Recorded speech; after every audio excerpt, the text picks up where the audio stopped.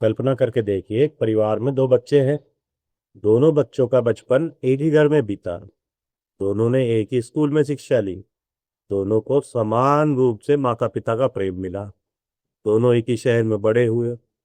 समय के साथ दोनों एक ही व्यापार से जुड़ भी गए। यदि बाहर से देखा जाए तो दोनों का जीवन लगभग एक जैसा है। लेकिन एक दिन अचानक से व्यापार में बहुत बड़ा नुकसान होता है। दोनों भाई उस घटना का सामना करते हैं। लेकिन पहला भाई कुछ देर शांत बैठता है, चीजों को समझता है, और फिर अगले दिन से दोबारा काम पे लग जाता है। वहीं दूसरा भाई रात भर सो नहीं पाता, बार बार उसी घटना को याद करता हो। चिंता इतनी बढ़ जाती है कि दूसरे भाई का विश्वास डगमगाने लगता है। अब एक क्षण रुककर सोचिए, घटना तो एक ही थी दोनों भाइयों के लिए, पर भीतर दो अलग अलग संसार कैसे बन गए। भाई, यदि जीवन केवल बाहर घटने वाली घटनाओं का नाम है तो दोनों का अनुभव एक जैसा होना चाहिए था ना। लेकिन ऐसा हुआ तो नहीं। तो क्या जीवन वास्तव में घटनाओं से बनता है या उन घटनाओं के अनुभव से बनता है? यहीं से हमारी आज की यात्रा प्रारंभ होती है। आज हम चंद्रमा को केवल मन का कारक कहकर आगे नहीं बढ़ जाएंगे, क्योंकि उससे पहले एक और प्रश्न समझना बहुत आवश्यक है। यदि सूर्य हमें यह बताता है कि मैं कौन हूं, तो जीवन कौन महसूस कराता है हमें? आखिर वह कौन सी शक्ति है जो एक ही घटना को किसी के लिए तो साहस बना देती है, किसी के लिए पीड़ा बना देती है, और किसी के लिए जीवन की सबसे बड़ी सीख बना देती है? आज हम उसी शक्ति को खोजेंगे। उस शक्ति का नाम है चंद्रमा। नमस्कार, रीम प्रश्नों में आपका स्वागत है। हमने जाना कि सूर्य हमें सिखाता है कि मैं कौन, लेकिन क्या केवल मैं हूं जान लेना पर्याप्त है? नहीं। यदि कोई व्यक्ति स्वयं को पहचान ले लेकिन महसूस ही ना करना सीखे, तो क्या वास्तव में जीवन जी रहा है? नहीं। पहचान के बाद जीवन को अनुभव करना बहुत आवश्यक है। यहीं से चंद्रमा जन्म लेता है। एक प्रश्न पूछ कर देखिए अपने आप से, क्या जीवन घटनाओं से बनता है या उन घटनाओं के अनुभव से? उदाहरण के लिए, दो लोग बारिश में भीग रहे हैं। हो सकता है एक जना कविता लिख रहे या गाना गा गुनगुनाए, देखा ही होगा आपको। वहीं दूसरा इंसान शिकायत कर रहा होगा, बारिश क्यों हो रही है इतनी तेज, आदि आदि। बारिश तो दोनों के लिए सेम थी, अनुभव अलग अलग था। वो जीवन किससे बना है सोच कर देखिए। जीवन घटनाओं का संग्रह नहीं है, जीवन अनुभवों का प्रवाह है। यही चंद्रमा का पहला सिद्धांत है। चलिए इसको जीवन के कुछ उदाहरणों से समझते। एक छोटा बच्चा अपनी माँ की गोद में सो रहा है।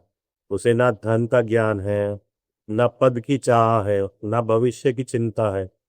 फिर भी वह बहुत सुरक्षित अपनी माँ के गोद में महसूस करता है। क्यों? क्या माँ ने उसे कोई सीख दे दी, कोई भाषण दिया, या उसे जीवन का कोई नियम समझा दिया? नहीं, ऐसा कुछ नहीं हुआ। उसे केवल एक अनुभव मिला अपनी माँ की गोद में। वो अनुभव है सुरक्षा का। यहीं पर हम ऋषियों की दृष्टि को देख पाते हैं।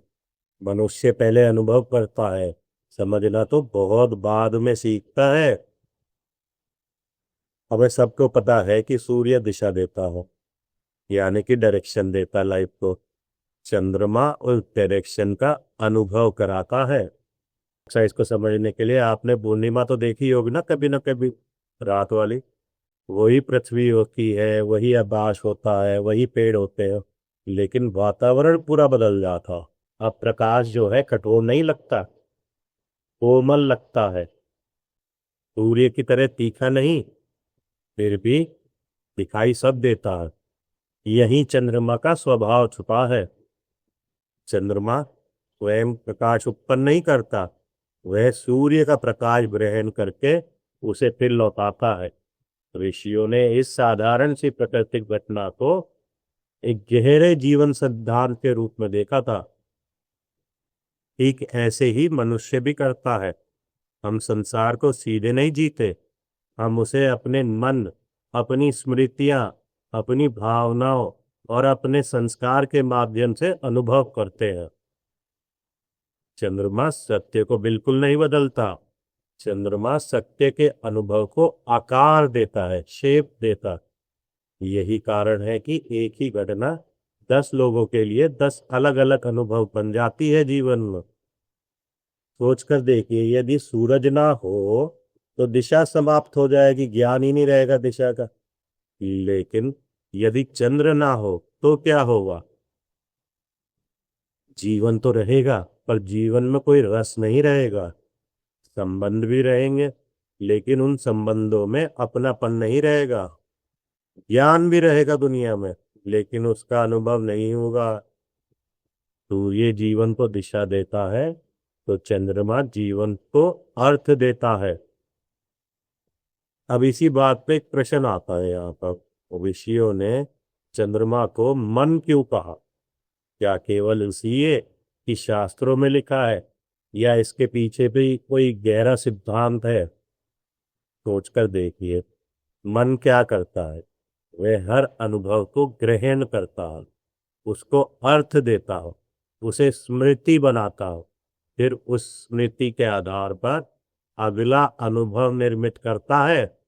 यह प्रक्रिया बिल्कुल वैसी ही है जैसे चंद्रमा सूर्य का प्रकाश ग्रहण करके फिर उसे पृथ्वी तक एक अलग अनुभव के रूप में पहुंचाता है।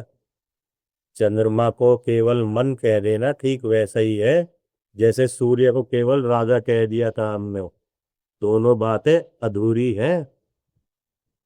चंद्रमा का मूल सिद्धांत जीवन को अनुभव करने की क्षमता देना है, और इसी एक सिद्धांत से मन, भावना, माका, पोषण, जल, रस, स्मृति, कल्पना और संवेदनशीलता जैसे शब्द सब स्वाभाविक रूप से समझ में आने लग जाते हैं। अच्छा, एक ही शब्द दो अलग लोगों से कह के देखना कभी। मान लो पहला व्यक्ति मुस्कुरा देगा आपकी बात सुनकर, वहीं दूसरा व्यक्ति आहत हो जाता है उसी एक शब्द पे। शब्द तो एक ही था, वक्ता यानी कहने वाला भी एक ही था, समय भी एक ही था, लेकिन परिणाम अलग अलग क्यों हुए फिर? क्या शब्द बदल गए थे? नहीं, बदल जो गया था वह था ग्रहण करने वाला मन। यहीं से चंद्रमा का दूसरा अध्याय प्रारंभ होता है। एक और प्रश्न आपके सामने यहाँ पर मैं रखता हूँ। क्या हमारा मन संसार को देखता है या संसार को अपने अनुसार बना लेता है? सोचकर देखिए, किसी बच्चे को बचपन में ही कुत्ते ने काट लिया हो, तो जब वो बच्चा बड़ा होगा उसके सामने अगर कोई कुत्ता शांत भी खड़ा होगा तो भी बच्चा बड़ा होने के बाद डर महसूस करेगा। क्या बदला? अनुभव बदल गया। मन वास्तविकता को सीधे नहीं देखता, मन वास्तविकता की अनुभूति बनाता है। यही चंद्रमा का सबसे बड़ा मूल कार्य है। चलिए इसको जीवन के कुछ उदाहरणों के द्वारा समझकर देखते हैं। एक शांत झील की कल्पना करके देखिए। यदि जल स्थिर है तो उसमें पूरा आकाश दिखाई देगा आपको, लेकिन यदि उसी जल में लहरें उड़ जाए तो क्या आकाश बदल जाता है? अब नहीं, उसका रिफ्लेक्शन यानी प्रतिबिंब बदल जाता है। ऋषियों ने मन को झील की तरह देखा। चेतना का आकाश तो वही रहता है, अनुभव बदलता रहता है। चंद्रमा चेतना नहीं है, चंद्रमा चेतना का रिफ्लेक्शन, मिरर है। यही कारण है कि चंद्रमा स्वयं प्रकाश उत्पन्न नहीं करता, वह प्रकाश को रिफ्लेक्ट करता है, प्रतिबिंब करता है। अब प्रश्न थोड़ा सा गहरा हो जाता है यहाँ पर। यदि मन दर्पण है तो वह कभी स्पष्ट और कभी धुंधला क्यों होता है? उत्तर खोजने के लिए अपने जीवन में देख लीजिए। जब आप क्रोधित होते हैं तो क्या परिस्थितियां वैसी ही दिखाई देती हैं जैसे शांत मन की अवस्था में दिखाई देती है? नहीं, इसका अर्थ है परिस्थितियां तो बदली नहीं, अनुभव का माध्यम बदल गया। मन संसार को नहीं बदलता, मन संसार के अनुभव का रंग बदल देता है। अब एक बहुत ही प्रसिद्ध प्रश्न यहाँ पर आता है, ऋषियों ने चंद्रमा को माता का कारक क्यों कहा? तो इसके लिए समझ कर देखिएगा, एक नवजात शिशु दुनिया को नहीं जानता, वह केवल एक बात जानता है, अनुभव। उसे भूख लगती है, माँ का भोजन देती है। उसे भय लगता है, माँ गोद में उठा लेती है। उसे पीड़ा होती है तो माँ स्पर्श करने लगती है। बच्चे का पहला संसार तर्क से नहीं बनता, अनुभव से बनता है। इसीलिए ऋषियों ने माता को चंद्रमा के सिद्धांत से जोड़ा है। माता केवल जन्म नहीं देती, माँ का अनुभव से पहला संसार बनती है। अब एक और परत खोलने का प्रयास करो। पोषण केवल भोजन नहीं है। यदि भोजन मिले किसी को और प्रेम ना मिले तो क्या मनुष्य पूर्ण विकसित हो पाएगा? वैसे ही यदि ज्ञान मिले लेकिन उस ज्ञान में अपनापन ना मिले तो क्या आत्मविश्वास विकसित हो पाएगा? नहीं हो पाएगा। ऋषियों ने पोषण को केवल शरीर तक सीमित नहीं रखा। उन्होंने कहा पोषण शरीर का भी होता है, मन का भी, भावनाओं का भी और संबंधों का भी। जहां विकास को सहारा मिलता है वहीं चंद्रमा कार्य कर रहा होता है। अब आपके सामने एक बहुत ही रोचक बात रखता हूं। जल को किसी पात्र में रखकर देखिए, वह उसी पात्र का आकार ले लेता है। उसका मूल स्वभाव बहमान यानी कि फ्लोइंग करते रहना है। मन भी वैसा ही है, वह परिस्थितियों के अनुसार रूप बदलता है, लेकिन उसका मूल कार्य अनुभव को प्रवाहित करना है। जल का संबंध केवल तरलता से नहीं होता, अनुकूलन यानी कि अडेप्टेबिलिटी से भी होता है। इसीलिए चंद्रमा और जल एक ही सिद्धांत के दो पहलू हैं। आगे बढ़ते हैं। अपने बचपन की कोई ऐसी घटना याद कीजिए जो आज भी आपके जहन में बनी हुई हो, लेकिन क्या आपको वह घटना याद है या उसके साथ जुड़ा हुआ जो अनुभव है वो याद हो? अधिकतर लोगों को घटना से अधिक उसकी अनुभूति यानी कि फीलिंग्स याद रहती हैं। ऋषियों ने इसी कारण स्मृति को चंद्रमा से जोड़ा है। स्मृति घटनाओं का संग्रह नहीं है, स्मृति अनुभवों का संग्रह है। शास्त्रीय परंपरा में चंद्रमा को मन, माता, स्मृति, पोषण, रस, जल, शीतलता और लोक अनुभव का कारक माना गया है। इन सभी कारक तत्वों का आधार एक ही है, अनुभवों को ग्रहण करना और उसका आंतरिक संस्कार बनाना। यदि सूर्य जीवन का केंद्र है तो चंद्रमा उस केंद्र का अनुभव है, इसका मतलब। अब एक प्रश्न यहाँ उठता है, तो एक ही घटना दो व्यक्तियों के भीतर दो अलग संसार क्यों बना देती है? यहीं से चंद्रमा का वास्तविक अध्ययन शुरू होता है। मान लीजिए दो घर है। पहला घर बहुत धनवान हो, लेकिन कोई किसी से बात नहीं करता, कोई किसी की बात नहीं सुनता। वहीं दूसरा घर साधारण है, लेकिन सब एक दूसरे की भावनाओं को समझते हैं। अब स्वयं से पूछ कर देखिए, कौन सा घर ज्यादा समृद्ध होगा? ऋषियों ने बात कही है, समृद्धि केवल संसाधनों से नहीं बनती, समृद्धि अनुभव की गुणवत्ता से बनती है, यानी कि अनुभव की क्वालिटी से बनती है। चंद्रमा सुविधा नहीं देता, चंद्रमा अपनापन देता है, और अपनापन ही अनुभव की गुणवत्ता को बढ़ा देता है। क्या आपने कभी ध्यान दिया है, कुछ लोग हर परिस्थिति में शांत रहते हैं और कुछ लोग छोटी छोटी बातों पर ही बेचैन हो जाते हैं। भारी घटना समान हो सकती है दोनों के लिए, लेकिन भीतर का अनुभव अलग होता है। यहीं से व्यवहार जन्म लेता है। व्यवहार शब्दों से नहीं बनता, व्यवहार अनुभवों की प्रतिक्रिया है, रिजल्टेंट ऑफ फीलिंग्स। इसीलिए यदि किसी व्यक्ति को समझना हो तो केवल उसकी बातों पर ध्यान मत दीजिए, उसके अनुभवों को समझ कर देखिए। चलिए आगे बढ़ते हैं। आपने देखा होगा, अक्सर हम लोग कह देते हैं कि फला इंसान बहुत भावुक है, लेकिन क्या भावुक होना चंद्रमा से कहीं संबंध बनाता है? नहीं, बिल्कुल नहीं बनाता। भावुकता कई बारी असंतुलित प्रतिक्रिया हो सकती है। चंद्रमा का अर्थ है संवेदनशील होना, और संवेदनशील व्यक्ति अनुभव करता है, समझता है और फिर उत्तर देता है। भावुक व्यक्ति तो पहले प्रतिक्रिया दे देगा, सोचने की बात तो बाद में आएगी उसके लिए। इसीलिए संवेदनशीलता शक्ति है। अब एक परिवार की बात करते हैं। उस परिवार में एक बच्चा खेल रहा था, गिर जाता है। पिता उसे कहते हैं उठो, फिर से प्रयास करो दोबारा से। लेकिन माता उठकर पहले उसे गले लगाती है। क्या दोनों में कोई लड़ाई झगड़ा है माँ बाप में? नहीं। लेकिन उस बच्चे के लिए दोनों ही आवश्यक है। पिता सूर्य के रूप में दिशा दे रहा है कि उठो और फिर प्रयास करो, लेकिन माँ चंद्रमा के रूप में सुरक्षा दे रही है।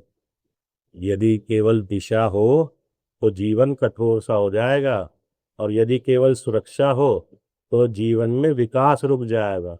दोनों का साथ होना अति आवश्यक है, क्योंकि सूर्य व्यक्ति को खड़ा करता है तो चंद्रमा व्यक्ति को संभालता है। इसीलिए दोनों मिलकर जीवन को संतुलन देते हैं। अब अपने ही समाज में देख लीजिए, एक चिकित्सक होता है, केवल दवा देकर महान नहीं बनता। वह रोगियों के मन में से डर भी हटाता है, तब उसका उपचार पूर्ण माना जाता है। ऐसे ही एक शिक्षक केवल पाठ पढ़ाकर श्रेष्ठ नहीं बनता। जब वह विद्यार्थियों की जिज्ञासा और असफलता दोनों को समझता है, तब शिक्षा जीवित होती है। ऐसे ही एक नेता केवल योजनाएं बनाकर सफल नहीं हो सकता। जब वह जनता की पीड़ा को अनुभव करता है, तब नेतृत्व सार्थक होता है। इससे हमें समझ में क्या आता है, जहां सहानुभूति जन्म लेती है वहां चंद्रमा कार्य कर रहा होता है। अच्छा, एक खास सवाल आपसे पूछता हूँ। क्या निर्णय केवल बुद्धि से लिए जाते हैं? यदि ऐसा होता तो सभी बुद्धिमान लोग एक जैसा समान निर्णय लेते, लेकिन ऐसा नहीं होता। क्यों? क्योंकि हर निर्णय में अनुभव, स्मृति, भावना और सुरक्षा बोध भी उपस्थित होते हैं साथ के साथ। और यहीं पर चंद्रमा का रोल डिसीजन मेकिंग को प्रभावित करता हुआ हमें दिखता है। मनुष्य केवल सोचकर निर्णय नहीं लेता, वह अनुभव करके निर्णय लेता है। चलिए आगे बढ़ते हैं। जन्म पत्रिका में चंद्रमा को देखकर क्या सवाल हमें करने चाहिए, क्या नहीं, इस पर चर्चा करते हैं। कभी भी पत्रिका में चंद्रमा देखते ही चंद्रमा शुभ है या अशुभ है, ये इसमें मत लगिएगा। हमेशा ये 4-5 क्वेश्चन सबसे पहले ढूंढिएगा इनका जवाब। पहला, व्यक्ति संसार को किस प्रकार अनुभव करता है। दूसरा, उसे सुरक्षा का अनुभव कहाँ से मिलता है। तीसरा, उसकी स्मृतियां उसके वर्तमान को कैसे प्रभावित करती हैं। फिर उसके बाद वह संबंधों में क्या खोजता है, और आखिर में वह भावनाओं को दबाता है या समझाता है। यही वास्तविक अध्ययन का तरीका है। यहीं पर विद्यार्थियों से सबसे बड़ी गलती होती है। अधिकांश विद्यार्थी आपको कहते मिलेंगे कि मेरा मन बहुत चंचल है, इसलिए हो सकता है मेरा चंद्रमा कमजोर हो। यह निष्कर्ष इतनी जल्दी नहीं निकलता। चंद्रमा को केवल एक शब्द में बांध देना उसके विशाल सिद्धांत को छोटा कर देना है। ज्योतिषीय परंपरा में चंद्रमा को मन, माता, सुख, रस, पोषण, जनमानस, स्मृति और भावनात्मक अनुभव का कारक माना गया है। इन सभी कारक तत्वों को अलग अलग विषयों की तरह नहीं, बल्कि अनुभव की एक कलेक्टिव एक्टिविटी के रूप में, यानी कि एकीकृत प्रक्रिया के रूप में समझना चाहिए। यदि सूर्य कहता है कि मैं कौन हूं, तो चंद्रमा कहता है मैं इस संसार को किस प्रकार अनुभव करता हूं। और यही अनुभव व्यवहार, संबंध, डिसीजंस यानी कि निर्णय, स्मृति और व्यक्तित्व का आधार बन जाता है। जब भी कोई व्यक्ति आपसे बात करे तो उसके शब्दों पर नहीं, उसकी भावनाओं पर ध्यान दो। फिर स्वयं से पूछो, वह वास्तव में क्या महसूस कर रहा है। और इन्हीं बातों से चंद्रमा की कार्यप्रणाली जीवन में दिखने लग जाएगी। चंद्रमा का अध्ययन मनोविज्ञान से कहीं ज्यादा व्यापक यानी कि वास्ट है। मनोविज्ञान मन के व्यवहार का अध्ययन करता है, लेकिन चंद्रमा जीवन के अनुभव की पूरी प्रक्रिया का अध्ययन करता है। अनुभव से स्मृति बनती है, स्मृति से प्रतिक्रिया बनती है, और प्रतिक्रिया से स्वभाव बनने लगता है धीरे धीरे। इसीलिए हम कहते हैं यदि सूर्य जीवन का केंद्र है, चंद्रमा उस केंद्र का जीवंत अनुभव है। आज तक हमने चंद्रमा को जो समझा वो अनुभव के रूप में, मन के रूप में, संबंधों के रूप में। अब समय है कि प्रतीकों के पीछे जो छिपे हुए विज्ञान है उसको समझने का। जब भी आप किसी ज्योतिषीय ग्रंथ में चंद्रमा का वर्णन पढ़ेंगे तो वहां हमें अनेक शब्द मिलते हैं, जैसे मन, माता, जल, शीतलता, मोती, श्वेत रंग, सोमवार, रात्रि, निद्रा, कल्पना आदि आदि बहुत शब्द मिलेंगे। लेकिन ऋषियों ने इन सूचियों को, इन शब्दों को रटने के लिए नहीं लिखा था। उन्होंने इन सभी को एक ही सिद्धांत की विभिन्न अभिव्यक्तियों के रूप में लिखा था। आज हम उसी सूत्र को देखने का प्रयास करेंगे, जिसके लिए हमारा पहला प्रश्न ये बनता है कि अगर सूर्य व्यवस्था का केंद्र है तो चंद्रमा को परिवर्तनशील क्यों बनाया गया? क्या इसलिए कि वह प्रतिदिन अपना रूप बदलता है, जैसे पूर्णिमा, अमावस्या, शुक्ल पक्ष, कृष्ण पक्ष आदि? क्या केवल यह खगोलीय घटना है, या ऋषियों ने इनमें भी मनुष्य के भीतर का कोई गहरा रहस्य देखा? जैसे जीवन का अनुभव कभी स्थिर नहीं रहता, वैसे ही चंद्रमा का जो रूप है वह भी कभी स्थिर नहीं रखा गया। चलिए इसको उदाहरण के रूप में समझते हैं। एक पात्र होता है, उसमें जल भर के देखिए, उसे हिलाइए तो उसमें जो प्रतिबिंब है वो टूट जाएगा। अब वैसा शांत जल तो है नहीं ना, पानी हिल रहा है। उससे कुछ देर अब स्थिर रहने दीजिए पात्र को, तो जो प्रतिबिंब था उसके अंदर वो फिर से स्पष्ट हो जाएगा। ऋषियों ने पूछा, क्या मन भी ऐसा ही नहीं है? जब मन अशांत होता है तो सत्य भी टूटा टूटा दिखाई देता है, वहीं जब मन शांत होता है तो वही सत्य बिल्कुल स्पष्ट दिखाई देता। जल का संबंध केवल तरलता से नहीं हुआ, यहाँ पर जल स्पष्ट प्रतिबिंब की संभावना दिखाता है। इसीलिए चंद्रमा को जल का कारक कहा गया। आगे बढ़ते हैं। अब प्रश्न उठता है, ऋषियों ने चंद्रमा को शीतल क्यों कहा? क्या केवल इसलिए कि उसकी रोशनी ठंडी लगती है? नहीं, शीतलता का अर्थ तापमान से नहीं है यहाँ पर। मान लीजिए क्रोधित व्यक्ति है, उसके निर्णय बदल जाते हैं, उसकी भाषा बदल जाती है, उसकी दृष्टि भी बदल जाती है। वहीं अब एक शांत व्यक्ति को देखिए तो उन्हीं परिस्थितियों में उसका उत्तर बिल्कुल अलग होगा। यहीं पर चंद्रमा का सिद्धांत दिखता है। शीतलता ठंडक नहीं है, शीतलता बैलेंस्ड अनुभव करने की क्षमता है। आगे बढ़ते हैं। अब एक और रोचक बात सामने आती है, मोती कैसे बनता है? जब किसी सीप के अंदर एक सूक्ष्म कण प्रवेश करता है तो सीप उसे बाहर नहीं निकाल पाती, वह उसके चारों ओर परतें जमाना शुरू कर देती है। समय के साथ यही कण मोती बन जाता है। ऋषियों ने इसी प्रक्रिया में मन का रहस्य देखा। जीवन में भी अनुभव आते रहते हैं, उसके चारों ओर अर्थ की परतें बनाकर जाता है। कुछ अनुभव भाव बन जाते हैं, कुछ अनुभव मोती बन जाते हैं। अंतर अनुभव में नहीं, मन की प्रक्रिया में होता है। इसीलिए मोती समुद्र की देन नहीं है, मोती सही प्रक्रिया की देन है। इसीलिए मोती को चंद्र के साथ जोड़ा गया। आगे बढ़ते हैं। आपने कभी महसूस किया है कि दिन में तो हम संसार को देखते हैं, लेकिन रात्रि में हम संसार को महसूस करते हैं। इसीलिए कविता, संगीत, चिंतन, स्मृतियां और आत्म संवाद अक्सर रात्रि से जुड़ जाते हैं। ऋषियों ने रात्रि को अंधकार नहीं माना कभी, उन्होंने उसे अंतर यात्रा का समय माना है और इसीलिए रात्रि प्रकाश की अनुपस्थिति नहीं है। रात्रि बाहरी गतिविधियों से आंतरिक अनुभव की यात्रा कहा है ऋषियों ने। अब जब हम रात्रि की बात कर रहे हैं तो एक प्रश्न यहाँ पर उठता है, मनुष्य को नींद की आवश्यकता क्यों होती है?